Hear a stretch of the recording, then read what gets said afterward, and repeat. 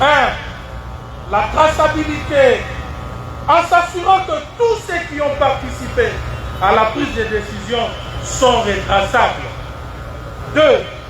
La responsabilité, signifiant que chaque dirigeant politique ou autre est responsable de la décision, prise collégialement ou individuellement, et est soumis à une surveillance impliquant une réduction des comptes.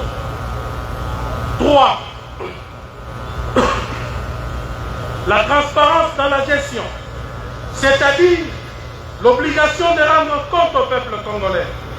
Donc, les dirigeants politiques doivent se rassurer que les informations ou les données pertinentes à sa compréhension et à sa justification sont accessibles à tous, particulièrement pour les fonctions des contrôles.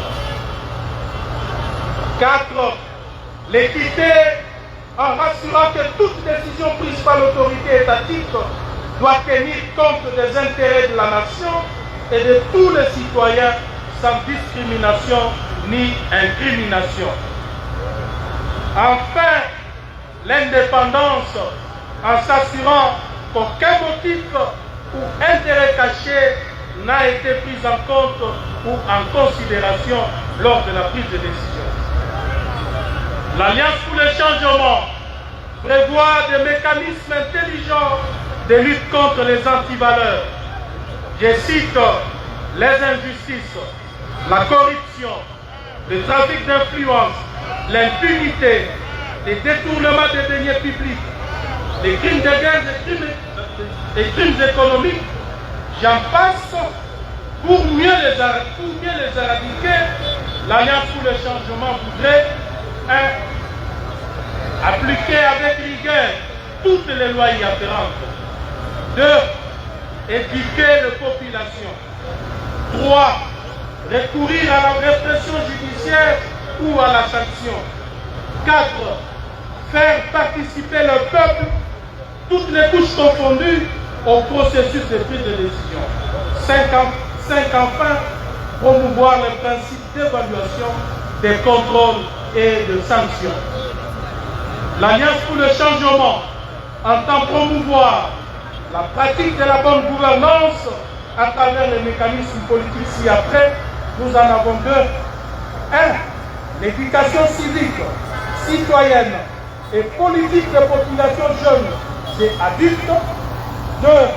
La promotion de la culture de dialogue et de la gestion rationnelle et raisonnable de la chose publique. Chers camarades, nous avons une vision politique et un projet de société à véhiculer, car nous sommes convaincus que nous apporterons le véritable changement dont notre peuple a besoin. C'est pourquoi l'Alliance pour le changement compte réaliser cette ambition noble avec les concours d'autres Congolais, compatriotes tournés vers la résistance contre la prédation. C'est dans cette logique que j'annonce ici la mise en place dans le tout prochain jour de la mise en place d'une grande plateforme politique qui consacrera la coalition des partis politiques, mouvements associatifs, organisations syndicales et personnalités d'obédience de la gauche. Ensemble, nous étudierons désormais la possibilité de mettre en place une politique commune dont la vision tournera autour des valeurs intrinsèques de la gauche dans sa diversité et qui va prôner l'humanisme et placera l'homme au centre de toute préoccupation. Nous nous rassemblerons donc autour de la promotion des idéaux progressistes et de l'égalité, de la critique de l'ordre social et le souci d'une plus grande justice sociale. Mesdames et messieurs, distingués invités, chers camarades, comme vous le savez tous, notre pays est agressé par le Rwanda, un pays voisin et membre des Nations Unies et des organisations régionales comme la SADC et l'EAC. L'armée du président Paul Kagame et ses forces spéciales sont chez nous et sèment la désolation au sein de nos populations civiles. Cet acte posé par un État voisin n'est ni plus ni moins un acte d'agression contre notre pays. Face à un acte d'une si grande gravité, tant du point de vue du droit international que de notre existence en tant que nation, on aurait voulu voir une réaction militaire rigoureuse à la dimension du Grand Congo face à ces petits pays.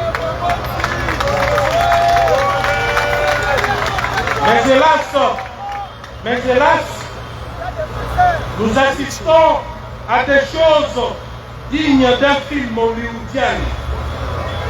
Face à cette incapacité, nous pensons que la solution à ces conflits n'est plus militaire, car le pouvoir en place a manifesté son incapacité notoire à contenir cette guerre.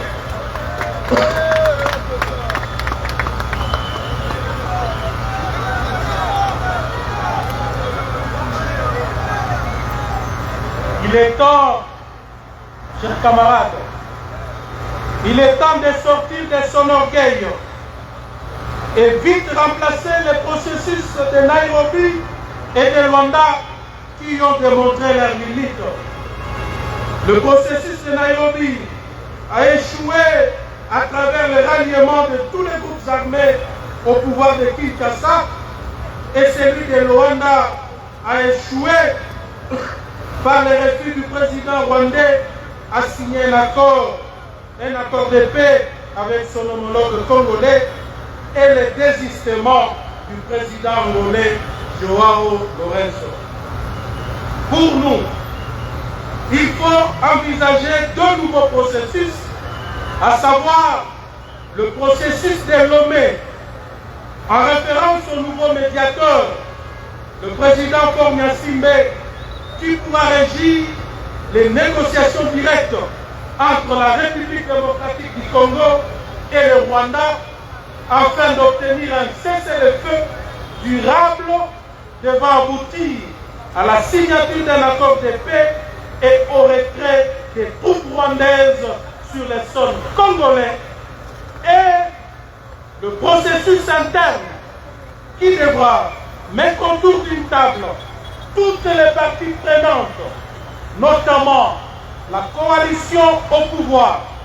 Ici j'ai cité l'Union sacrée, la FCM23, l'opposition politique non armée dans sa diversité et la société civile dans sa diversité. Sous une médiation internationale ou régionale en vue de rassurer toutes les parties. Un dialogue franc doit être engagé entre acteurs politiques congolais ci-dessus pour trouver un consensus national au sujet de plusieurs questions qui fâchent, entre autres la guerre de l'Est, la crise de légitimité provoquée par la tricherie des élections présidentielles et législatives passées, le rétablissement de la cohésion nationale affectée par le tribalisme, la sécurité des personnes et de leurs biens, j'en passe. Pour y parvenir, le pouvoir en place a l'obligation de décrisper l'espace politique dans notre pays. Et ceci en libérant tous les prisonniers politiques, tant militaires que civils. Ici, je pense à mon ami et compagnon de lutte, Jacques Ndala, qui jusqu'aujourd'hui croupit injustement en prison. Ils sont nombreux là-bas. En cessant des intimidations contre les opposants et les journalistes indépendants. En cessant tout entrave au fonctionnement des partis politiques de l'opposition pour des motifs fallacieux. Ici, je veux faire allusion à la dernière décision prise contre le PPRD. Je voudrais ici, et là je m'adresse, d'abord je m'adresse aux responsables du PPRD, de ne pas accepter cette décision injuste et illégale, de rejeter cette décision et de fonctionner comme si cela n'a jamais existé. Car elle est illégale, elle reflète l'arbitraire dans sa forme la plus absurde. Et au président des partis politiques qui m'entendent de soutenir le PPRD, pas parce que nous l'aimons, mais nous savons que notre avenir est en danger. Avec une pareille décision, ce pouvoir est capable et menace même notre avenir, notre démocratie. Aujourd'hui, c'est le PPRD, demain, ça sera votre tour.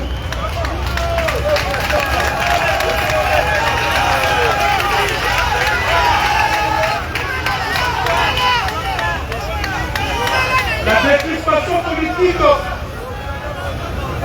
doit être favorisée par le retour de tous les exilés politiques, entre autres Joseph Kabila, Franz Diongo, Moïse Katumbi, Mouyej, Perron Louara, Francine Moulumba et tant d'autres comme seraient cités ici par faute de temps. Ils doivent aussi cesser de procédures judiciaires bidons engagées contre les opposants, souvent en violation flagrante des procédures et des règles de droit. Aussi, il y a lieu d'harmoniser les différents processus internes de pacification du pays en cours, en vue de disposer d'un mécanisme solide et intégral qui tienne compte de tous les aspects qui divisent les Congolais ces jours. C'est à ce titre que l'Alliance pour le changement encourage toute initiative des compatriotes visant à rassembler les Congolais autour d'une table pour favoriser la cohésion nationale. De ce point de vue, notre parti rejette avec force les consultations qui ont été menées par le pouvoir en place en vue de la formation d'un soi-disant gouvernement d'union nationale et considère que cette tentative de débauchage de formation politique de l'opposition ne peut apporter aucune solution durable à la crise congolaise due à la mauvaise gouvernance, couplée à l'arrogance des dirigeants actuels qui a des ramifications au niveau régional, voire même international. Par la même occasion, nous encourageons le président de la République ainsi que son gouvernement à tout mettre en œuvre pour que la paix revienne dans notre pays. Nous encouragerons toute initiative diplomatique et économique mise sur pied par le pouvoir en place pour ramener la paix. Toutefois, nous n'accepterons pas des tentatives qui mettent en péril la souveraineté nationale, moins encore qui bradent les richesses de notre pays. À cet effet, nous mettons le président Tshisekedi et son gouvernement en garde contre toute tentative de brader nos richesses minières auprès des Américains sous prétexte de ramener la paix à l'est du pays.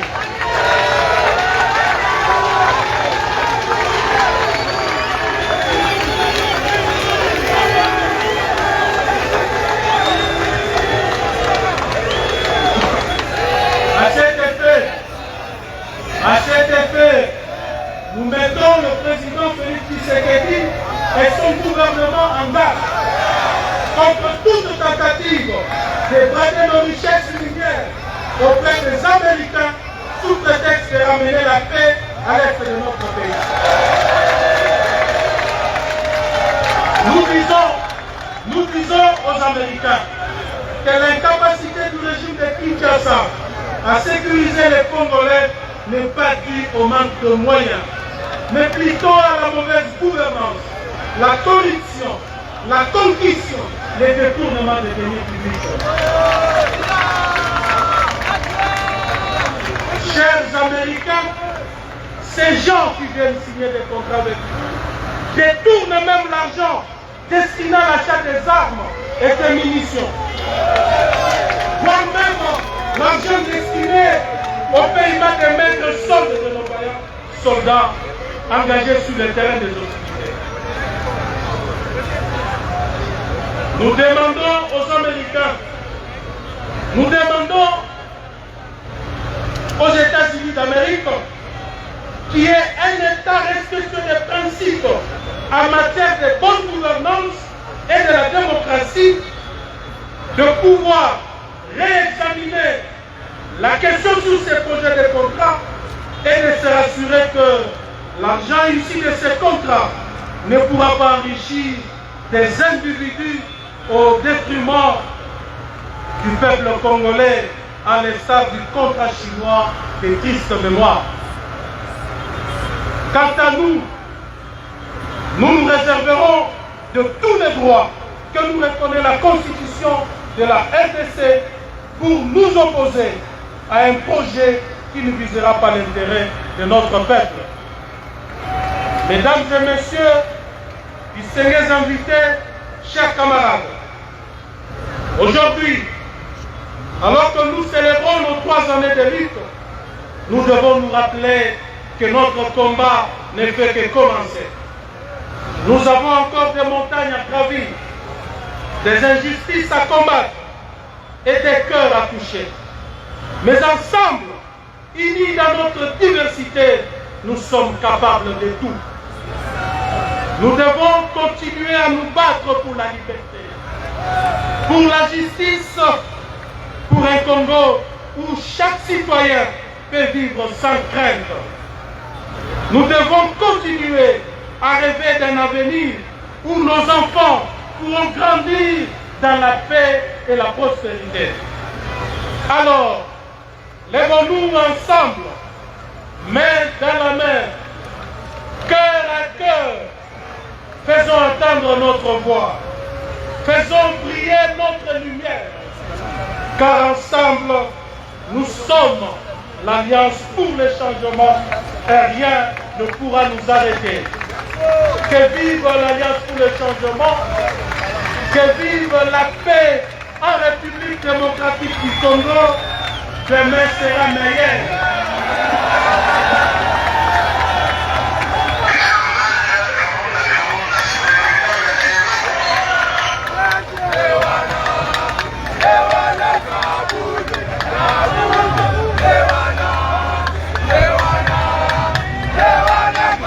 Merci beaucoup.